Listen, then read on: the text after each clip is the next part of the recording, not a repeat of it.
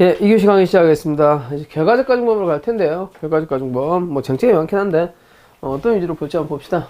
다음 설명 중 옳지 않은 거 틀린 거 한번 볼까요? 그렇죠. 예. 그래서 첫 번째 스빙기계 사건인데, 삿대질 피하려다가 죽었어요. 삿대질 하다가 사람이 죽을 거 예상할 수 있습니까? 없습니까? 없죠. 그렇죠. 그래서 삿대질을 피하다가 이 스빙기계 찰받침에 걸려가지고 이제 머리가 깨져서 죽었던 사건이에요. 그렇죠. 애견 가능성이 없어서. 결과적 가중법 인정한다, 인정하지 않는다, 인정하지 않는다. 그렇죠. 그래서 요거 막 이런데 사람이 죽을 걸 예상할 수는 없죠. 그래서 폭행치사죄가 성립하지 않는다. 맞는 문장이 되겠습니다. 나번 봅시다. 상해를 교사했어요. 그렇죠. 근데 얘가 뭘 해버린 거예요? 죽여버린 거예요. 그렇죠. 예. 근데 누구 입장에서 병신을 만들어버리는 사건인데, 저 새끼 다리 잘라서 병신 만들어버려 라고 했으면 다리 자르다면 죽을 걸 예견할 수도 있죠. 그렇죠. 사망이라는 결과를 교사자가 예견할 수 있기 때문에 뭐가 되겠어요? 상해 치사죄의 교사범이 성립한다. 그렇죠. 결과적 가중범에 대해서 교사자에게 예견 가능성이 있으면 뭘 할 수 있다? 그렇죠. 결과적 가중범의 교사범을 인정할 수도 있다. 이렇게 되겠습니다.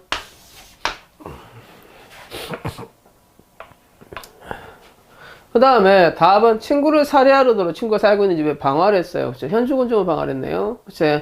그렇다면 뭐만 성립하겠어요?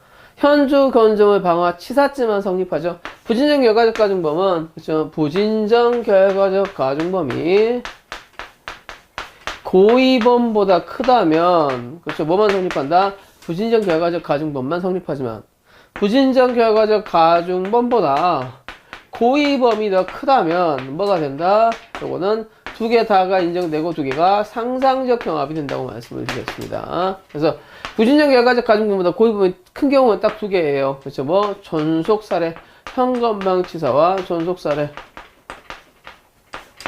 현건망치사와 강도살인. 그렇죠? 그래서 부진정 결과적 가중범 원칙적으로 주에서 뭐만 성립한다? 부진정 결과적 가중범만 성립하는 것이 원칙이지만, 그쵸? 예. 중앙 결과의 고의범이 더 컸을 때는 뭐가 된다? 상상적 경합이 되는데, 그런 경우가 뭐가 있다? 현주 건조물 방화 치사죄와 존속살해. 현주 건조물 방화 치사죄와 강도살인. 요거만 성경이 되고 나머지는 뭐가 된다는 거예요? 다 부진정 결과적 가중범만 성립한다는 겁니다. 그쵸? 이 사람 낙산비치 호텔 사건이죠. 상해 후에 여자친구를 막 목줄로 넣어서 벽에 부딪혔어요. 여자친구가 쓰러지니까 죽은 걸로 알고 밖에 던졌는데 사실은 추락사였던 경우죠. 그렇죠? 이런 경우에 이 사람은 애초에 죽이려고 했어요. 상해하려고 했어요. 상해하려다가 죽였죠. 그러니까 뭐가 된다? 상해죄와 가중치사야 상해치사죄가 성립한다. 상해치사죄가 성립한다. 인과관계는 잘 몰랐지만 인과관계의 본질적 부분, 자기가 이 여자를 상해에서 던진다는 것까지는 알고 있어. 던지면 죽을 수 있다는 것도 충분히 알 수 있었잖아요. 그래서 인과관계 인정한다, 부정한다? 인정한다 라고 했어요. 그렇죠. 그래서 라번은 틀린 문제가 되겠습니다. 그 다음 마번, 배우자가 경하는 미장원에 고용된 부녀에게 이제 성교를 강요했던 경우죠. 위력에 대한 강요죄를 인정하죠. 그렇죠. 그래서 여러분, 위력에 대한 간음죄는 되지만 위력에 대한 간음치사상죄는 있어요, 없어요? 없죠. 강간치사상만 있죠. 그렇죠. 그래서 부진정 결과적 가중범, 결과적 가중범도 규정이 있어야 성립하는 거죠. 그렇죠. 그래서 요거 결과적 가중범에 규정이 없으면 처벌하지 않아요. 업무상 위력에 대한 간음치사상이라는 말은 자체가 없어요. 그렇죠. 그래서 강간치사상만 있잖아요. 그렇죠. 그래서 여러분들이 답을 쉽게 찾을 수 있었을 거라고 생각합니다. 그 다음에 두 번째 문제 가겠습니다.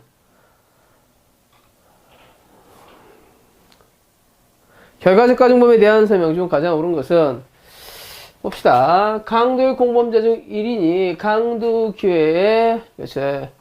상해를 하다가 죽었어요. 그렇죠. 그러면 그 공범자들도 어느 정도 예견할 수 있으면 뭐 할 수 있겠어요? 여기에 대해서 강도 결과적 가중범의 공동정범을 인정할 수 있겠죠. 그래서 강도 치사죄 공동정범을 인정할 수 있다, 면할 수 있다고, 면할 수 있다요, 없다? 보세요. 예견할 수 있었으면 면할 수 없다죠. 그래서 답은 1번이네요. 옳은 거 찾는 거예요. 그래서 결과적 가중범에 대한 공동정범 인정할 수 있다, 없다? 있다. 결과적 가중범에 대해서 공동정범은 인정할 수 있는데 기본 범죄에 대한 뭐가 있어야 돼요? 공모. 중한 결과에 대해서는 각자의 애견 가능성이 있으면 인정할 수 있겠어. 애견 가능성이 있으니까 공동적으로 인정할 수 있겠죠. 2번. 강간치상죄의 경우에 강간에 미수액이 있었다 할지라도 강간치상죄가 성립할 수 있죠. 그렇죠. 그래서 결과적 가정 보면 강간은 기회에 상해 결과가 발생했으면 되는 거기 때문에 그렇죠. 강간이 꼭 기수가 될 필요는 없다는 거예요. 그렇죠. 그래서 2번도 X. 3번. 특공방치상죄 결과적 가정 범위이죠. 그렇죠. 그래서 중한 결과에 대한 애견 가능성이 있음에도 불구하고 애견하지 못한 경우에는 진정 결과적 가중 범위 아니라 그 결과에 대한 애견 가능성이 있었음에도 불구하고 애견하지 못한 경우뿐만 아니라 고의가 있는 경우까지 포함하는 부진정 결과적 가중 범위이다. 그렇죠. 그래서 우리가 결과적 가중 범위에 대해서 꼭 기억해야 될 건 그렇죠. 특공방치상.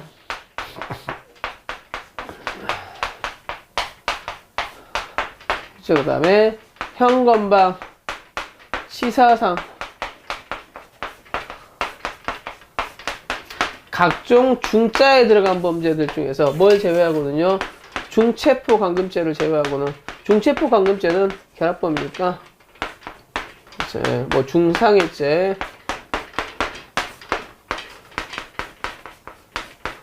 봅시다.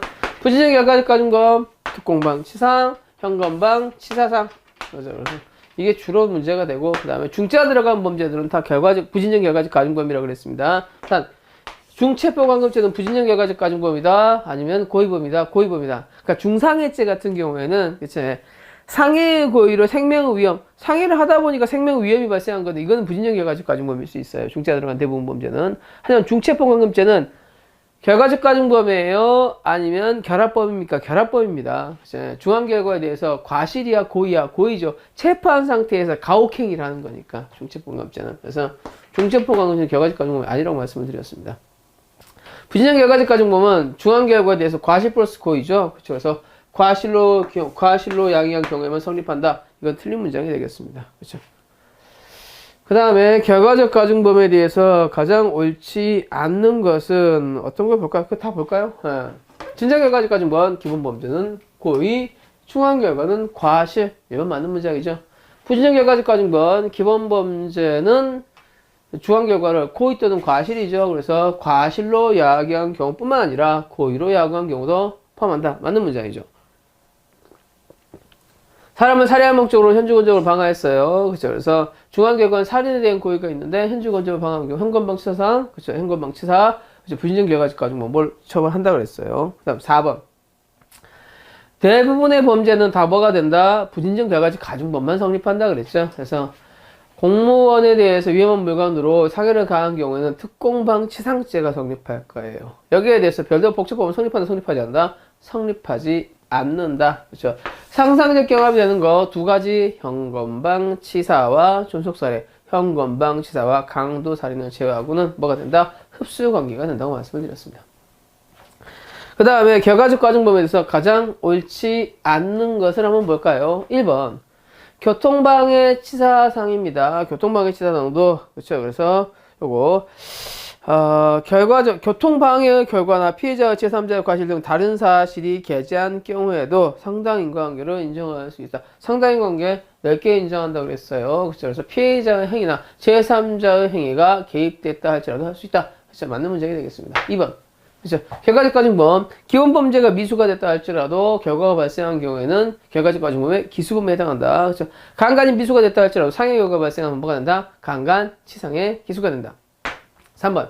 결과적 가중범의 상해, 치사의 공동정범은 그렇죠. 기본 범죄에 대한 공모가 있으면 중한 결과에 대해서 공동으로 하루사는 필요하지 않고 각자의 애견 가능성이 있으면 충분하다 그랬습니다. 자주 나오는 문장이죠. 그렇죠. 다시. 결과적 가중범의 공동정범 인정한다, 부정한다? 인정한다. 단 기본 범죄에 대해서는 고의이기 때문에 그렇죠. 기본행위, 폭행, 기타 신체 침해행위, 상해행위에 대해서는 공동으로 할 의사가 있으면 중한 결과인 사망에 대해서는 공동으로 할 의사가 필요하지 않고 뭐만 있으면 된다 그랬어요? 애견 가능성이 있으면 된다 그랬죠. 4번. 부진정 결과적 가중범입니다. 그렇죠. 매번 나오지만 그렇죠. 매번 나오지만 기본 범죄의 고의범, 중한 결과의 고의범과, 그렇죠. 그 다음에 결과적 가중범에서 결과적 가중법을 풀면 결과적 가중법만 성립하고 대부분이고, 그렇죠?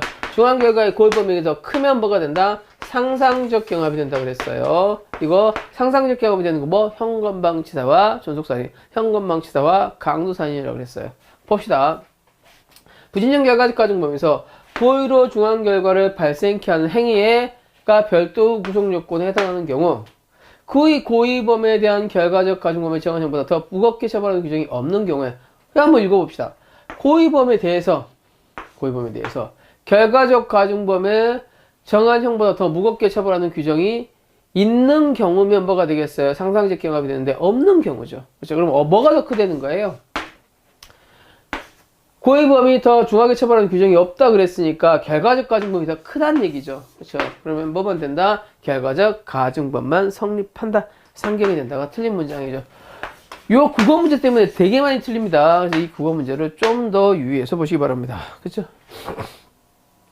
그 다음에 결과적 가중법에 대해서 중첩되는 문제들은 좀 빼겠습니다. 그쵸? 6번 문제를 좀 볼까요? 6번 문제를. 결과적 가중법에 대한 다음 설명 중 틀린 것은, 그쵸? 예. 아까는 말씀드렸었어요. 강도살인과 현건방치사, 그쵸? 예. 존속살해와 현건방치사는 뭐가 성립한다? 상상적 경합에 성립한다. 그쵸? 그래서 강도살인과 현건방치사는 뭐가 된다? 상상적 경합이 된다. 맞는 문장이죠. 그 다음 2번. 도망가기 위해 도망가다가 죽었던 거. 그죠? 이거에 대해서 결과적 가중법 인정한다, 부정한다? 인정한다 그랬어요. 그죠? 그래서 요거 낙산 비치였던 사건이죠. 그죠? 그래서 상해의 결과를 은폐하기 위해서 외부에 던졌다가 죽었던 경우에 단일의 상해치사에 해당한다. 3번. 그렇죠. 강간하기 위해서 데리고 왔어요. 이 여자가 도망가다 죽었다. 그렇죠. 강간치사 인정한다, 부정한다? 인정한다. 그렇죠. 그래서 도망가다 죽은 경우 인과관계 대부분 다 인정한다고 말씀을 드렸어요. 그렇죠. 그래서 답은 3번이 되겠습니다. 그 다음 4번. 아까도 나왔던 부분이죠. 그래서 결과적 가중법의 공동점을 인정하기 위해서는 기본범죄에 대한 공모와 중앙결과에 대한 공모가 필요하다, 필요하지 않다. 중앙결과에 대해서는 필요하지 않다라고 말씀드렸어요. 결과적 가중범인 상해치사죄의 공동정범이 성립하기 위해서는 신체 침해를 공동으로 하는 의사가 있으면 충분하고, 결과를 공동으로 하는 의사는 필요하지 않으나 각자가 뭐가 있어야 된다? 예견 가능성이 있어야 된다는 거예요. 그렇죠? 그래서 나머지 사람들이 사망에 대한 결과를 예견할 수 없는 때가 아닌 한 예견 가능성이 있다는 거죠. 그러면 상해치사의 죄책을 면할 수 없다는 상해치사에 대한 죄책을 진대는 거죠. 그렇죠? 참 법적 용어들이 그렇습니다. 그 다음 5번. 2인 이상이 공동하여 죄를 범한 때는 고의범만 플러스 과실범, 즉 과실범의 공동정범, 결과적 가중범의 공동정범도 인정한다는 겁니다. 그렇죠? 그래서 업무상 과실치사상 그렇죠? 과실범 공동정범을 인정한다라고 보시면 되겠습니다. 그 다음 7번도 뭐 똑같은 문제이기 때문에 특별히 보지는 않겠습니다. 그쵸? 8번 볼까요? 8번. 다음 설명 중 옳은 것은 A는 승용차를 운전하던 중 음주 단속을 피하기 위해서 승용차로 일단은 하다가 법이 바뀐 게 몇 개 있어요. 이제 병역 기피에 관한 것들이 이제 법이 바뀌었고, 그 다음에 가장 중요한 게 심신미약에 대한 게 바뀌었고, 성폭법이 바뀌었는데, 그 부분들은 그 부분에 가서 하나씩 좀 언급을 드리겠습니다. 그리고 최신 판례는 프린트로 좀 올려놓을 테니까 여러분들 다운받아서 보시기 바랍니다. 예. 그 정도. 2018년도 최신 판례도 약간 바뀐 것들이 있어요.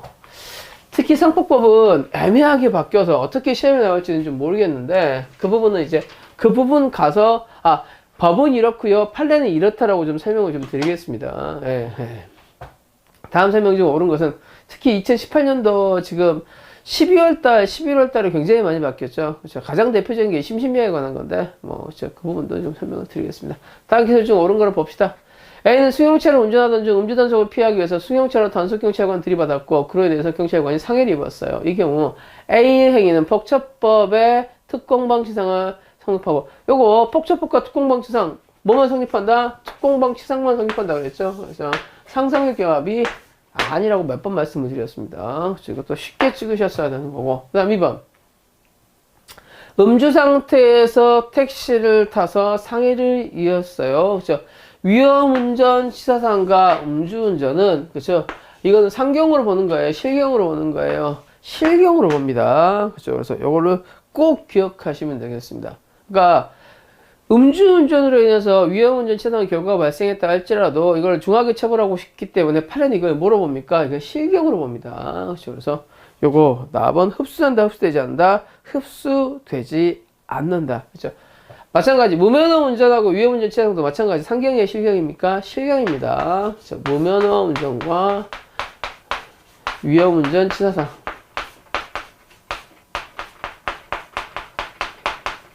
그래서 나중에 죄수론에서 이 교통사고에 대한 죄수를 한꺼번에 한 20개 정도를 할 텐데 그때 한번 한꺼번에 정리를 하겠습니다. 그 다음 4번 A는 피해자의 방 안에 침입하여 잠을 자고 있는 피해자를 식칼로 명해서 강간을 하고 난 다음에 상해를 입게 했습니다. 그죠? 그러면 요거에 대해서 별도 주거 침입을 처벌한다, 처벌하지 않는다.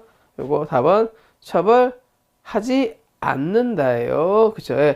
왜냐면 이 성폭법 자체가 주거침입 강간으로 돼 있죠. 특별 강간이. 그쵸. 그래서 요거, 아이고, 미안해요. 어디까지 가니? 예. 그래서 요 판례는 좀 잘 기억을 해 두시기 바랍니다. 그러니까 성폭법 자체가, 그쵸. 주거침입 강간이라는 걸 따로 규정하고 있기 때문에, 그쵸. 주거침입은 따로 처벌한다, 처벌하지 않는다, 처벌하지 않는다. 그쵸. 별도의 주거침입을 구성하지 않는다. 맞는 문제가 되겠고. 라번. 건물 방황을 하던 중 1인이 건물 내에서 피해자에게 화염병을 던져서 화상을 입힌 경우입니다. 그쵸? 연세대 어학건 사건이죠. 연세대 어학건을 점거하고 들어오는 경찰을 통해 경찰한테 화염병을 던졌던 유명한 사건입니다. 꽤 오래된 사건인데 여기에 대해서 뭘 인정했어요? 공모, 공동정범을 인정했죠. 그래서 이 집단은 모두에 대해서 뭘 인정한다? 현건방 치상의 죄책을 인정하고 있습니다. 마번 강도살인과 현건방 치상은 뭐가 된다? 상경이 된다 그랬죠. 그래서 38조의 처벌례에 따라서 뭐로 처벌한다? 상상적 경합으로 처벌한다. 그렇죠. 그래서 상상적 경합관계 있기 때문에 이거 38조는 뭐야? 경합범이죠. 그래서 이거는 실체적 경합에는 해당하지 않아요. 그래서 이것도 틀린 문제에는 해당하겠습니다. 그 다음에 이제 9번으로 가겠습니다. 부진적 결과적 가중법에 대한 다음 설명 중 옳은 것은, 그렇죠. 잘못된 것은 부진적 결과적 가중법, 그렇죠. 부진적 결과적 가중법, 중한 경우에 대해서 과실로 한 경우 플러스 모두 한 경우보다 고의로 한 경우에 처벌하는 거죠. 그렇죠. 그래서 통설과 판례는 중한 결과에 고의로 향한 경우가 과실로 향한 경우보다 경하게 처벌되는 때는 형의 불균형을 시정하기 위해서, 그렇죠. 이를 인정하고 있다. 그렇죠. 그래서 형의 불균형을 시정하기 위해서 인정하는 게 부진적 결과적 가중법이 되겠습니다. 맞는 문제이고요. 그 다음 2번. 부진적 결과적 가중법 꼭 기억해달라 그래서 현건방치사상, 특공방치상죄, 그 다음에 요거 두 개는 여러분 좀 그러니까 방화죄하고 일수죄는 거의 똑같이 처벌하죠. 그래서 요거 일수치사상죄도 똑같고요. 그쵸. 그 다음에 교통방해 치상, 그 다음에 중죄가 들어가는 범죄들은 다 부진적 결과적 가중법에 해당하고 뭐만 부진적 결과적 가중법에 해당하지 않는다. 중체포관급죄만 부진적 결과적 가중법에 해당하지 않는다. 그래서 중죄가 들어가는 범죄 중에서 다시 한번 중죄가 들어가는 범죄 다 부진적 결과적 가중법에 해당하지만 뭐만 빠진다? 중체포관급죄만 빠진다고 말씀을 드렸습니다. 그 다음 3번. 부진적 결과적 가중범에서 그렇죠. 고의로 중한 결과를 발생케 한 행위가 별도 구성 요건에 해당하고 그 고의범에 대해서 결과적 가중범을 지정한 형보다 더 무겁게 처벌하는 경우가 있는 경우, 즉 고의범에 더 무겁게 처벌한다. 가장 대표적인 애 현건방치사와 강도살인, 현건방치사와 존속살해. 이때는 뭐가 된다? 상상적 경합에 된다 그랬죠. 그렇죠. 그래서 답은 3번이 되겠습니다. 거의 같은 문제들이 몇 번 나오기 때문에 설명드리지 않겠습니다. 그렇죠. 이제 위법성으로 가도록 합시다. 그렇죠. 위법성으로. 위법성에 관한 문제들은 뭐 구성요건론보다는 약간 쉬워요. 그쵸? 왜냐하면 원칙적으로 구성요건 인정한 단계에서 예외적으로 위법성을 조각하기 때문에, 그쵸? 그래서 몇 가지를 좀 보겠고 그 다음에 위법성 조각사를 인정한 판례 위주로 여러분들이 암기해 두시면 되겠습니다. 그쵸? 그래서 몇 가지 여러분들이 좀 살펴보시면 되겠어요. 네. 1번 정당방위에 관한 설명 중 가장 옳지 않은 것. 정당방위에 현존한 위반 침해에 대해서 방행이라는 걸 정당방위라고 하죠. 그렇죠? 현존한 위반 침해가 있는가 없는가. 특히 공무원에 대한 현존한 위반 침해. 공무원이 적법 절차를 지키지 않는다면 위반 침해가 될 수 있기 때문이죠. 그렇죠? 가장 대표적인 사안이 1번이 긴급체포 사안이죠. 검사가 참고인 조사를 받는 줄 알고 검찰청에 자진 출석한 변호사 사무장을, 그렇죠? 긴급체포했던 사건입니다. 그렇죠? 이 사람 자진 출석했죠. 그렇죠. 여기는 검찰청이죠. 그렇죠. 그래서 필요성과 긴급성 인정한다, 인정하지 않는다? 인정하지 않기 때문에 이 긴급체포는 뭐가 된다? 불법체포가 되겠죠. 그렇죠. 그래서 긴급체포가 불법체포가 되기 때문에 이 불법체포에 대해서 저항한 행위는 뭐가 될 수 있겠어요? 정당방위가 될 수 있겠죠. 정당방위에 해당한다고 할 수 있다가 되겠습니다. 그렇죠. 그래서 검사가 불법체포라고 했으니까 이 검사를 때리는 것도 뭐가 될 수 있다는 거예요? 정당방위가 될 수 있겠죠. 정당방위에 해당한다고 할 수 없다 그랬으니까 1번이 틀린 문장이네요. 그다음 2번. 피해자 침해행위에 대해서 자기의 권리를 방해하기 위한 부득이한 행위가 아니라 침해행위를 벗어난 살본행위, 살본행위라는 표현을 쓰죠. 이른바 빠루 사건이죠.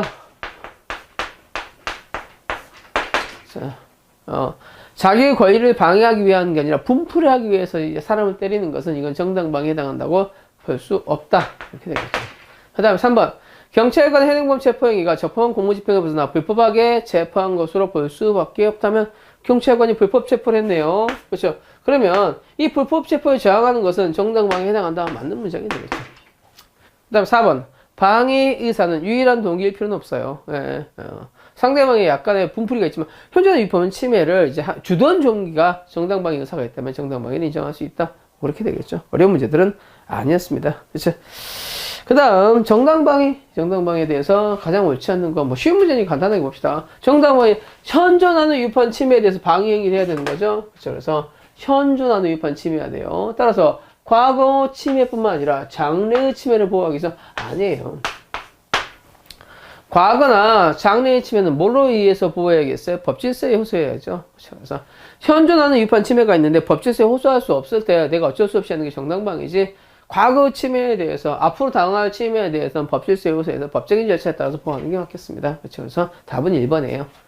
2번, 정당방위는 이렇게 막는 것만 되겠어요? 얘가 칼 들고 오면 칼을 쳐버리는 것도 되겠어요? 칼을 쳐버리는 것도 되겠죠? 그래서 소극적 수비행위 플러스 적극적 방어행위도 포함한다. 방해행위는 그 정도를 초과한 경우에는 과잉방위예요. 과잉방위는 임감면 사유죠. 그렇죠. 그 다음 4번. 구성요건 해당성이 있더라도 위법하지 않은 행위에 대해서는 정당방위에 해당하지 않겠어요. 그렇죠. 현존은 위법한 행위가 되니까요. 그죠? 예. 그래서 뭐 똑같은 것들은 하지는 않겠습니다. 어려운 것들이 아니어서 3번 한번 볼까요? 간단하게. 3번. 이것도 아까 똑같은 것들이 똑같은 문제네요. 예. 1번. 사무장 사건. 예. 사무장을 긴급 체포한 건 적법한 체포에 불법 체포예요. 불법 체포기 때문에 여기에 대해서는 검찰을 두드려 팬다 할지라도 정당방위 될 수 있다 없다? 될 수 있다죠. 그래서 답은 1번에서 나왔네요. 예, 그래서 됐어요. 예, 특별히 보지 않겠습니다. 그 다음에 2번. 경찰관 임무동행을 요구하면 손목을 잡고 뒤로 꺾습니다.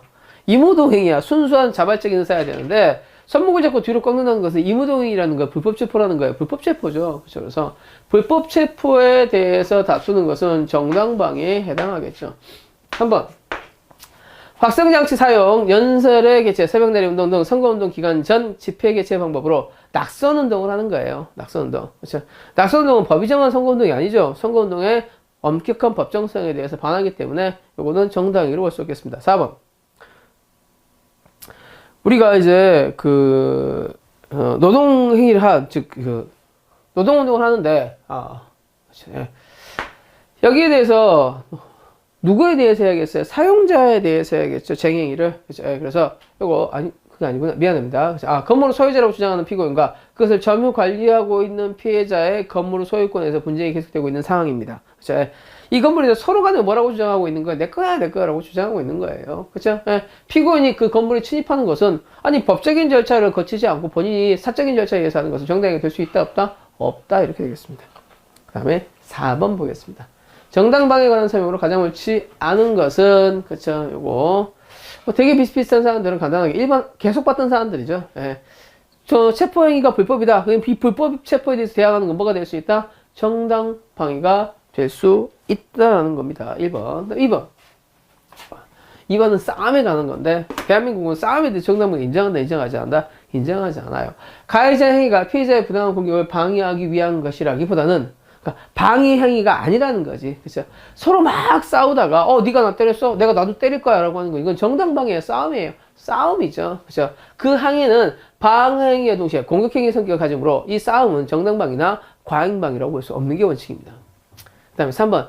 굉장히 유명한 사건이죠. 그죠? 지나가는 여자를 갑자기 벽에 탁 붙입니다. 그래서 억지로 키스를 하려고 했었던 사건입니다. 그러니까 이 사람이 어떻게 했던가, 이게 혀를 깨물었던 거예요, 이 여자가. 그죠? 이게 정당방위에 해당할 수 있겠는가의 문제예요. 왜냐하면 이제 정조하고 그 다음에 생명 신체에 대한 위험하고 어떤 게 더 우월해야 되는가에 대한 문제인데, 그죠? 여러분 밟는데 어떤 사람이 이렇게 한다면 이 여자가 방어할 수 있는 최대한의 방법이었기 때문에 정당방위에 해당한다라고 봤던 판결이죠.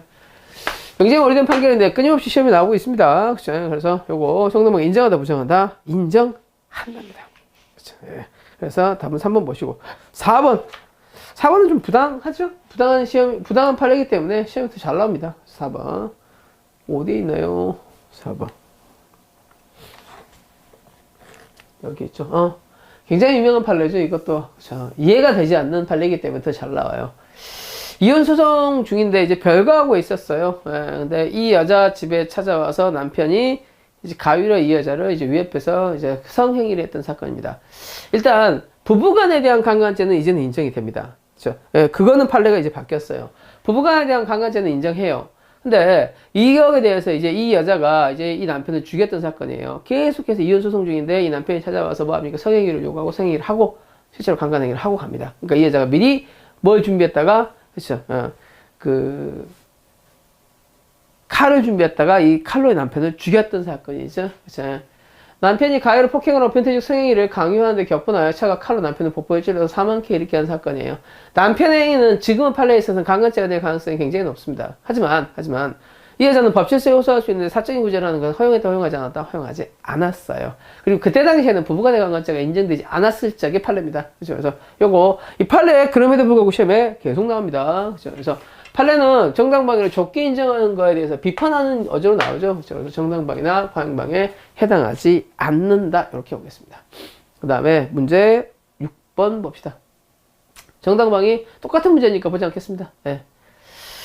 7번도 거의 비슷한 문제인데, 그쵸? 예, 한번 봅시다. 정당방위에 관한 설명을 틀린 것은 이혼소송 중인 남편, 아까 그 변태 남편 사건, 정당방위 판례가 인정해서 인정하지 않았어요. 정당방위 인정하지 않았죠. 왜? 여러 가지 이제 있지만, 부부간에서는 동거 의무도 있다고 봤고, 그래서 과거에는 이걸 인정하지 않았어요. 지금은 판례가 어떻게 나올지 모르겠어요. 비슷한 사안이 있으면. 지금은 정당방위 인정할 여지가 좀 있어 보이긴 한데, 요새 또 트렌드가 그렇잖아요. 그래서 일단은 정당방위 인정해야 될 필요성도 있어 보이고, 좀 봅시다. 예. 그렇잖아요. 예. 그래서 여기까지. 예. 근데 판례는 일단 정당방위 인정해야 돼, 인정하지 않았다? 인정하지 않았다. 판례가 인정하지 않은 전체적인 취지는 뭐예요? 아직은 부부고 통고 의무도 있고, 그 다음에 이 남자가 계속적인 침해를 하고 있는데 네가 법질서에 호소할 수 있었다 이렇게 본 거예요. 그래서 이 판례 자체는 꼭 암기해 두시기 바랍니다. 벌써 끝났죠. 그 다음 김봉 김진관 사건이죠.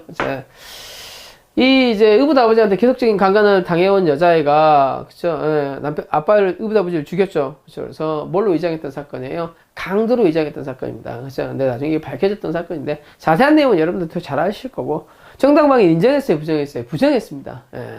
왜냐하면 이제 지금은 이 아버지가 자고 있는 상태였죠. 지금은 이제 이 아버지가 강간을 하고 있는 상태가 아니었잖아요. 현존한 위판 침해가 이제 많이 문제였던 사안인데 그래서 판례는 침해 현재성은 인정했습니다. 뭘 부정했던 사건이에요? 상당성을 부정했던 사건이에요. 그래서 이거 자체를 암기해 두시기 바랍니다. 이거 이제 현재 반항할 수 없는 상태에서 이 아버지가 잠자고 있을 때 죽었기 때문에 그쵸? 예. 요거는 상당성을 결여했다. 현재성은 인정한 듯한 뉘앙스죠. 그쵸? 예. 그래서 뭐 이것만 이렇게 보겠습니다. 그쵸? 예. 그 다음 아까 얘기했던 거 똑같은 거. 예. 혀 이렇게 하는 거 물어뜯었던 거예요. 그렇죠? 정당방위 인정이야 부정이야? 인정이죠. 답은 3번입니다. 그렇죠? 그래서 간단히 결론 위주로 보셔도 충분한 사안인 것 같습니다. 긴급피난입니다. 긴급피난입니다. 긴급피난은 이런 겁니다. 나한테 위난이 닥친 거를 남한테 전가하는 거예요. 근데 원칙적으로 나한테 위난이 닥쳤으면 내가 해결해야죠. 남한테 전가하면 돼요? 안 돼요? 안 되죠. 근데 어쩔 수 없는 경우에 남한테 전가할 수도 있다는 겁니다. 그러니까 나에 닥친 위난이 이만큼 큰데 남을 법익을 조금 침해해서 들어갈 수 있다면 이 정도는 형법적으로 나쁜 행위는 아니라는 거예요. 이해할 수 있겠습니까? 정당방위. 정당방위는 남이 위협한 행위를 할 때 이걸 두드려 패는 거, 나쁜 놈을 두드려 패는 거라면 이제 긴급피난은 나에 대한 위난을 남한테 전가하는 걸 뭐라고 한다? 긴급피난이라고 한다. 쓰나미가 몰려오고 있습니다. 내가 살아야 되니까 나무 집이고 나무 유리창이니까 나무 차가 깨고 들어가서 살아야 될 거 아닙니까? 그쵸? 네, 그런 걸 뭐라고 한다? 긴급피난이라고 한다. 나에게 닥친 위난, 적법이고 위법이고 따지잖아요. 그걸 남한테 전가하는 거예요. 그래서 쓰나미를 닥치는 사안 같은 게 흔하진 않기 때문에 긴급피난 인정한 사안이 거의 없어요. 딱 두 개입니다. 낙태 사건하고요. 그 다음에 피조개 양식장 사건입니다. 그죠? 그게 있나 한번 살펴봅시다. 그쵸? 1번 봅시다. 위법성 조각서에 대해서 가장 옳지 않는 것은, 그쵸? 1번. 운전 차량 앞에 어떤 여자가 달려서 막, 여자가 이제 운전하고 있는데 어떤 남자애가 막, 함부로 타려고 하니까 어떻게 되겠어요? 그죠? 뭐, 잡아당겨 찍고 피곤해 끌고 가려다가 넘어지자 피해자의 양손목을 경찰관에 도착할 때까지 약 3분간 잡아 누른 경우에는 정당방위에 해당한다. 그렇죠? 피해자가, 그렇죠? 즉 이 행패를 부린 사람이 피해자죠. 그렇죠? 이 피고인 차량에 막 들어오려고 그러고요. 그렇죠? 난리를 치니까 이 사람이 경찰 올 때까지 잡아둔 거죠. 이 정도면 뭐에 해당할 수 있겠어요? 정당방위에 해당할 수 있겠네요. 그렇죠? 그 다음 2번. 경찰관이 임의동행, 아까 봤던 부분이죠. 임의동행을 요구하면서 뒤로 꺾는다. 이건 불법 체포이기 때문에 정당방위에 해당할 수 있겠어요. 3번. 강제 연행을 면면하기 위해서 막 길 가고 있는데 강제로 연행한단 말이야. 그렇죠? 거기에 대해서 뿌리치는 것은 이건 뭐가 될 수 있겠습니까? 소극적 재앙행위로 볼 수 있겠죠. 그래서 사회선교에 위반되지 않는다. 4번. 연세대 과학관 사건이죠. 그렇죠? 집회를 하는 것을 학교 당국이 허락하지 않으니까 이 장소를 딴 데로 이제 옮겨서 불법 집회를 했던 경우입니다. 그렇죠? 그래서 이 대학에 대해서 이 사용권을 허락할 수 있는 건 총장 권한인데 학생이 하는 것만 받고 들어갔죠. 그렇죠? 그래서 긴급피난 해당한다, 해당하지 않는다? 해당하지 않는다가 되겠습니다. 그렇죠? 그래서 긴급피난 해당한 사안은 딱 두 개였어요. 피조개 양식장 사건입니다.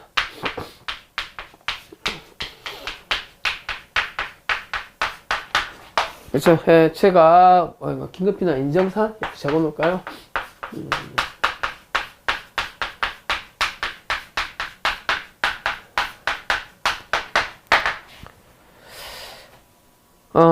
그 배를 몰고 가고 있었는데 태풍에 만난 거예요. 그죠? 태풍에 만났는데 이 태풍을 피하기 위해서 그죠? 닷을 길게 늘어뜨렸던 사건이죠. 그죠? 근데 이게 풍랑을 불면서 이 닷줄들이 이렇게 피조개 양식장을 뭐라고 할까요? 이제 부셔버린 사안입니다. 손괴죄 사안인데 여기에 대해서 이 사람은 태풍이라는 거에 의해서 생명신체 위협이 있어서 어쩔 수 없이 피조개 양식장에 닷을 내린 거였죠. 그렇죠? 그래서 요건 긴급피난을 인정했다고 말씀드렸어요. 생명에 대한 위험이 훨씬 크니까. 그다음 낙태 사건입니다. 낙태. 가만히 예를 두면 모체가 너무 위험해요. 애가 기형아 출산 위험도 높아요. 그래서 모자보건법이 생기기 전에 낙태에 대해서 긴급피난 인정했던 사안이 하나 있습니다. 그렇죠? 한번 볼까요? 그래서 긴급피난에 대한 설명 중 가장 옳지 않는 것은 1번 민원에 따라서 위성방송 수신을 방해하는 케이블 TV 방송을 시험방송을 중단시키기 위해서 케이블 TV 방송 안테나를 절타하도록 지시하도록 긴급히 해당할 수 없다. 긴급피난 아까 두 개를 제외하고는 인정한 사례가 없다고 말씀드렸습니다. 법질서에 호소할 수 있는 건 법질서에 호소해야지 본인이 막 하면 돼요? 안 돼요? 안 되죠 당연. 그 다음 2번 이거 아까 말씀드렸습니다. 예. 가만히 두면 모체가 너무 위험했어요. 그렇죠? 그래서 불구를 출산할 가능성도 있으니까 이걸 했던 거는 긴급피난을 인정했던 사안입니다. 그렇죠? 3번 모가 기절해서 치료하기 위해서 곤물 이탈했어요. 곤물 이탈해야 돼요. 당국에 신고해서 휴가 받아야 돼요. 휴가 받아야 되죠. 그렇죠? 그래서 법질서에 호소할 수 있으면 법질서에 호소하라는 거예요. 본인이 판단하지 말고. 그 다음에 4번 아까 했었고요. 그렇죠? 네. 그 다음에 피해자의 승낙으로 가겠습니다. 다음 설명 중 가장 옳지 않는 것은 공문서의 기한문서를 이를 작성 권한자가 있는 자의 결재를 요청하였으나 작성 권한자가 서명을 거부하며 자기의 서명을 흉내내어 대신 서명케 하였다면 작성권자의 지시나 승낙을 했다고 할 수 없다. 아니죠. 그쵸? 예. 여러분 예를 들어서 공문서에 기한문서를 작성하고 권한 있는 자 결재를 요청하였으나 서명케 시킨 거잖아요. 그러니까 제 군대에 있을 때 제가 교육장교였는데 그쵸? 예. 대대장이 어떻게 합니까? 야, 그 교육장교 네가 알아서 사인해 라고 하면 대대장이 시킨 거죠. 그렇죠? 그래서 여기에 대해서는 작성 권한이 있는 겁니까? 없는 겁니까? 작성 권한자가 작성 권한 없는 자한테 권한이 위임이 있기 때문에 작성 권한이 생긴 거죠. 그렇죠? 그래서 요거는 작성 권한자의 지시 승낙이 있었다고 볼 수 있겠죠. 그래서 가번은 X가 되겠습니다. 그 다음 4번 사자명의로 된 사자명의 문서를 작성을 하는데 사망한 자로부터 자의 처로부터 사망한 자의 인장을 교부받았어요. 사망한 자가 처한테 부탁을 한가요? 부탁을 하지 않은가요? 부탁을 하지 않은 거죠. 그렇죠? 그래서 요거에 대한 추정적 승낙이 있었다고 볼 수 있다, 없다? 없다. 그렇죠? 그래서 X. 그 다음 답은 자궁근종 사건이죠. 피해자 병명을 오진했어요. 자궁 외 임신인데 자궁근종으로 오인했단 말이에요. 그렇죠? 그래서 요거 자궁근종이고요. 이게 암이 될 수 있어요. 라고 하니까 피해자가 그래요? 그럼 제거해야겠네요. 라고 했죠. 그렇죠? 그러면 요거는 피해자 승낙이 있는 겁니까? 없는 겁니까? 피해자 승낙이 있다고 볼 수 없죠. 그 다음에 3번. 민사소송의 쟁점이 된 제3자로부터 급여를 받은 사실을 숨기기 위해서 입금자의 화이트 테이프를 지우고 복사했을 뿐 입금자를 제3자로 변경하지 않았다면 은행의 승낙이 있었다고 볼 수 있다 없다? 아니죠. 요거는 뭐가 되겠어요? 여러분 이 통장은 이 사람의 문서에 은행의 문서죠. 그러니까 내 통장이라고 할지라도 내 명의 통장이라고 할지라도 이거는 내가 증명하는 거야. 은행이 증명하는 거야. 은행이 이 액수가 있다는 걸 증명하는 거죠. 이걸 함부로 고치면 뭐가 되겠어요? 이거는 변조가 된다는 사안입니다. 그렇죠? 추정적 승낙이 있었다고 볼 수 없겠습니다. 그 다음에 마번. 화장실 강간 사건이죠. 그렇죠? 화장실에서 이제 문을 뚝뚝 두드립니다. 그러니까 자기야 라고 문을 열어줬는데 이 강간범이 들어왔던 사건이에요. 이 부인은 승낙을 했나요? 승낙을 하지 않았나요? 승낙을 안 했죠. 그래서 승낙을 했다고 볼 수 없다가 되겠죠. 그렇죠? 그래서 옳지 않은 것은 가나라가 되겠습니다. 그 다음에 피해자의 승낙에 대해서 옳은 것은 피해자 승낙에 대해서 옳은 거. 자, 하나만 더 보도록 합시다. 아이고, 이게 뭐가 나오나요?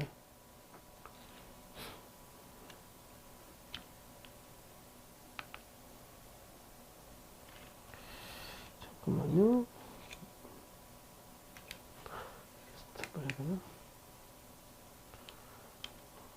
뭐가 떴네요.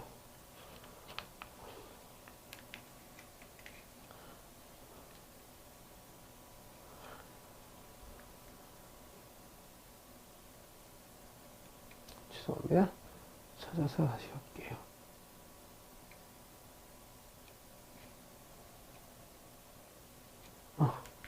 다시 찾았어요.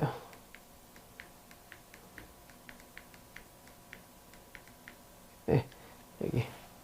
피해자 승낙에 관한 다음 설명 중 옳은 것은 형법 23조의 규정에 의하면 위법성에 교작되는 피해자 승낙은 개인적 법익을 훼손하는 경우에 이를 처분할 수 있는 사람의 승낙을 말하는 것뿐만 아니라 그렇죠?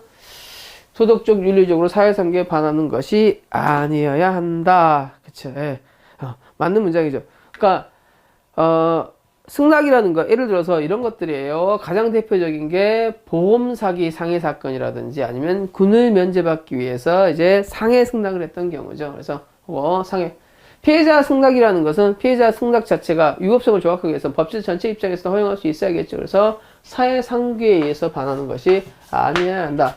따라서 피해자 승낙이 있다 할지라도 사회 상규에 위반한다면 이때는 뭐가 될 수 있다? 위법성을 조각할 수 없다가 되겠죠. 그래서 아까 얘기했던 보험 사기 사건, 그죠? 얘가 이제 군대를 면탈하기 위해서 했던 경우예요. 그죠? 그래서 군대를 면탈하기 위해서 친구보다 내 다리를 이렇게 차로 깔아뭉개줘 이렇게 했던 경우입니다. 그죠? 그러면 피해자 승낙이 있어 상해가 되는가 안 되는가? 어차피 타인의 신체를 상해한 건 사실이잖아요. 그죠? 그 다음에 이 상해의 피해자 승낙 자체가 사회적으로 정당화할 수 있는 동기라고 볼 수 없죠. 그래서 피해자 승낙이 허용될 수 있겠어요? 없겠어요? 없겠죠. 그래서 이거 한번 기억을 해두시고요. 그래서 피해자 승낙.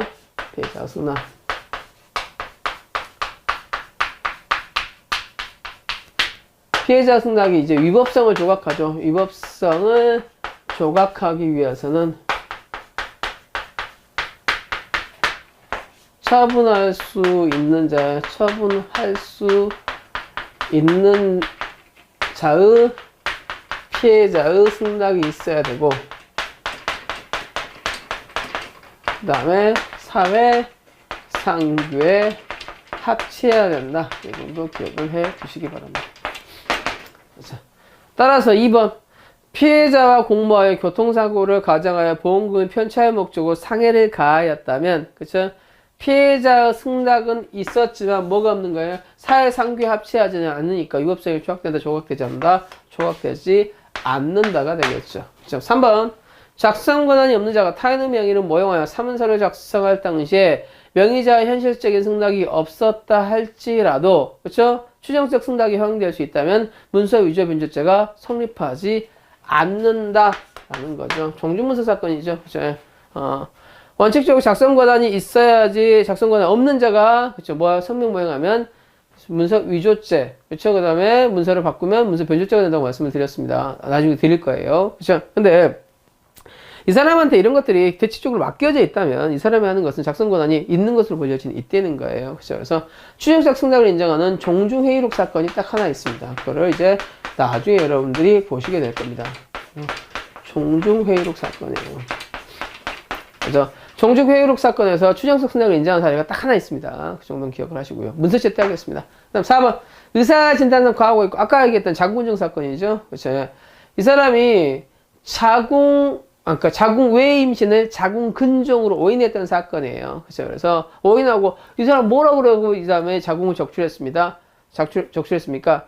자궁 근종이라고 했죠. 그래서 충분한 설명이 없었죠. 그래서 의사가 진단상의 과오가 있고, 즉 자궁의 임신을 자궁 근종으로 오인하였고, 당연히 설명받았으면 설명받지 못한 피해자로부터 의사가 수술 승낙을 받았다 할지라도 이 오인 진단상 과오에 의해서 설명을 했다면, 이 과오에 의한 설명을 받았다면 제대로 된 설명을 받지 않고 승낙을 한 거죠. 그러면 유법성을 조각한 유해한 승낙에 해당한다, 해당하지 않는다, 해당하지 않는다가 되겠습니다.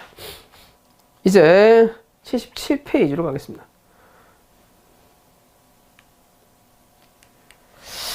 자, 그 정당행위에 관한 판례들이 꽤 많은데,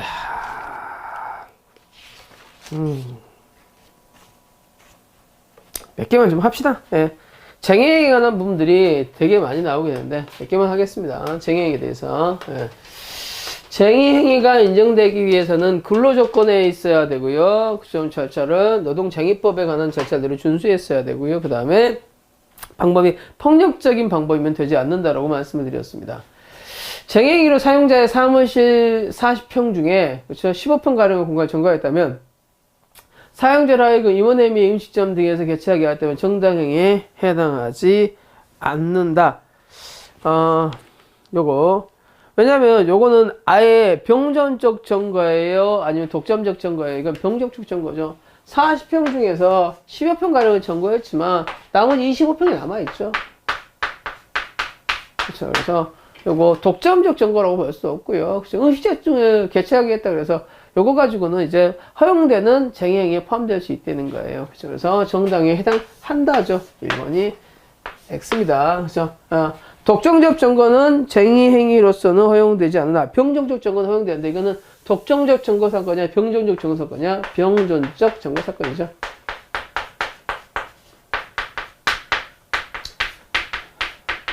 그 다음 소유권에 관한 소유권 귀속에 관한 분쟁이 있어 민사소의 계속적인 건조물을 자물쇠로 쇠통을 잡다 놓고 그 안에 들어갔다면 자구행위에 해당한다? 아니죠. 그렇죠. 그래서 민사소송이 계속 중에 있으면 법원의 결정에 따라야지 개인이 하면 돼요? 안 돼요? 안 되죠. 그래서 자구행위에 해당하지 않습니다. 8회는 자구행위를 인정한 사례가 거의 없습니다. 그 다음에 4번 경찰관의 현행범 체포가 적법한 공무집행 없으나 불법하게 체포된 것이라고 볼 수밖에 없다면 현행범이 그 체포를 면하라고 반항하는 과정에서 경찰관에게 상해를 가한 것은 정당방위에 해당하나?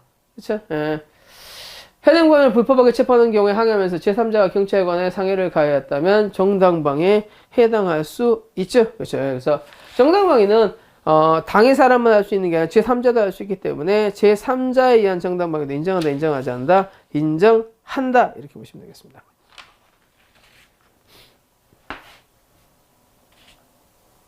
해당하지 않는다라고 됐죠. 맞는 문장이고. 정당방위에 제3자에 의해서도 정당방위에 해당한다. 그 다음 외국에서 이제 친구 자격증을 땄던 것들, 여러분, 무면허 운행을 굉장히 넓게 본다고 말씀을 드렸습니다. 그렇죠. 그래서 단순한 수입침 제도를 넘어 그치지 아니하고 채침을 실수로 했다면 정당에 해당하지 않는다. 이렇게 되겠죠. 그렇죠. 그 다음, 마법. 토지에 관해서 사실상의 지배권을 가지고 소유자를 대신하여 실질적으로 관리하고 있던 자가 소유권에 대해서 방해를 배제하기 위해서 토지에 철쭉을 세우고 철망을 설치하고 포장된 아스팔트를 걷어내는 방법으로 그 토지를 그에 인접한 상가 모양의 토용로로 이용하지 못하게 됐다면 자구행위에 해당하지 않는다. 그렇게 되겠죠. 자구행위 어느 경우도 인정한다, 인정하지 않는다. 거의 대부분 인정하지 않는다 그랬어요. 그렇죠? 토지에 대해서는 토지 어디 가는 것도 아니고 누구한테 법질세 호소해야 되지 개인이 사적 구제를 하는 것은 허용하지 않는다고 보겠습니다. 그렇죠? 그 다음에 2번 위법성 조각사유에 관한 다음 설명 중 옳지 않은 것은 보겠습니다.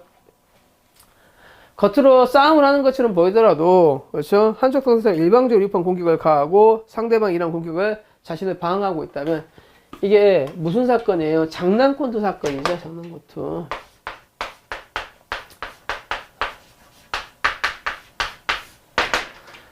둘이 동등하게 싸움을 하고 있는 것처럼 외양은 보이지만 사실은 병장이 이등병을 때리고 있으면 이등병이 살아남기 위해서 이제 병장을 때리는 건 뭐가 될 수 있겠어요? 정당방위라고 볼 수 있겠죠. 그렇죠. 그래서 요거 이를 벗어나기 위한 저항수단의 위협력을 행사하는 경우에는 새로운 적극적 공격이라고 평가되지 아니하는 한 이거는 뭐가 될 수 있다? 정당방위가 될 수 있다. 그 다음 2번 근로자의 쟁의행위에 관한 건데 굉장히 크네요. 그렇죠? 근로자의 쟁의행위에 대해서는 그렇죠. 예, 첫 번째 그 주체가 단체교섭부 주체가 될 수 있는 자여야 되죠. 그렇죠. 그래서 노동자여야 된다는 거예요. 둘째, 그렇죠. 뭐에 관한 것이어야 돼요? 근로 조건에 관한 것이어야 된다는 거예요. 그렇죠. 셋째, 여기 구체적인 요구에 대해 단체교섭을 거부했을 때 계셔야 돼. 그렇죠. 특별한 사정이 없는 한 조합원의 찬성 결정 등 법령에 대한 절차를 준수해야 된다는 겁니다. 절차를 준수해야 된다는 거예요. 그렇죠. 네, 그래서 이런 조건은 구비했을 때 뭐 할 수 있다. 그렇죠. 그 쟁의행위를 할 수 있다. 그렇죠. 예. 또한 쟁의행위에 대해서 추가하는 목적 중 일부가 정당하지 못한 경우에 여기가 이제 문제가 되는 거죠. 예. 쟁의에 대해서 여러 가지 조건을 모두 구비해야 할 것이며 또한 쟁의행위 추구되는 목적 중 일부가 정당하지 못한 경우에 쟁의의 목적의 정당성을 인정할 수 없다고 할 것이다. 일부가 못하더라도 주된 부분이 쟁의행위라면 그때는 뭐 할 수 있어? 정당행위를 인정할 수 있겠죠. 이 부분이 틀린 부분이 되겠습니다. 그렇죠. 그래서 쟁의행위에 대해서 일부가 잘못된 경우에는 이 일부가, 그렇죠, 일부가. 그러니까 여기 한번 봅시다. 쟁의행위가 되기 위해서는 뭐에 대해서만 쟁의행위를 할 수 있다? 근로 조건에 대해서만 할 수 있다는 거예요. 그렇죠? 그래서 여기에 대해서 일부가 근로 조건에 해당하지 않는다면 이 부분이 주된 부분이면, 그렇죠? 주된 부분이 쟁의행위 대상이 아니라면 이 부분은 뭐가 되겠어요? 위법이 되겠지만, 이 부분이 부수적인 부분에 불과하다면 주된 부분이 적법이죠. 그래서 뭐가 된다? 적법이 될 수 있다. 그래서, 쟁의행위에 대해서, 뭐에 대해서는 쟁의행위를 할 수 있다? 근로 조건에 대해서만 할 수 있다. 근데 근로 조건이 아닌 거에 대해서 쟁의행위를 만약에 한다면, 그렇죠? 이게 주된 부분이 근로조건에 관한 부분이고 부수적인 부분을 이제 끼워놨다고 한다면 이건 쟁의가 정당화될 수 있는 거고, 그렇죠? 예. 주된 부분이 구조조정 부분 같은 걸 가지고 쟁의를 한다면 이건 구조조정은 쟁의 대상이 될 수 없죠, 그렇죠? 그래서 이때는 뭐가 된다? 이 파업 자체, 이 쟁의 자체가 불법이 되겠습니다. 그렇죠? 그 다음에 3번 경찰관 행정범 체포가 불법 체포라면 여기에서 벗어나기 위한 것은 뭐가 될 수 있어요? 정당방위 될 수 있겠죠, 그렇죠? 그 다음에 4번 불법 감청 녹음에 관해서 관여하지 아니한 언론기관이 그 통신 대화의 내용이 불법 감청 녹음에 수집된 것이라는 것을 알면서도 이를 보도에 공개하는 거. 무슨 사건이에요? 떡값검사 사건이죠. 그렇죠? 그래서 안기부가 이제 떡값검사 사건, 삼성하고 중앙일보가 이제 떡값검사에 관여한 그 부분들을 녹음한 거를 이제 누가 MBC PD수첩에서 방송했던 부분이죠. 그래서 불법 감청한 걸 알면서도 이제 방송을 했기 때문에 정당에 해당한다, 해당하지 않는다, 해당하지 않고 위법성이 조각될 수 없다가 되겠죠. 그죠? 여기에 대해서 다시 삼성 사건에 대해서는 위법성이 조각될 수 없다라고 봤는데 판례가 봅시다. 다시 불법 감청에 대해서 불법 감청한 내용을 누설하는 것은 뭐가 된다? 그것도 범죄가 된다 그랬죠. 이거 한번 봅시다. 감청한 거, 감청을 누설하는 것도 통비법이 봐야 됩니다.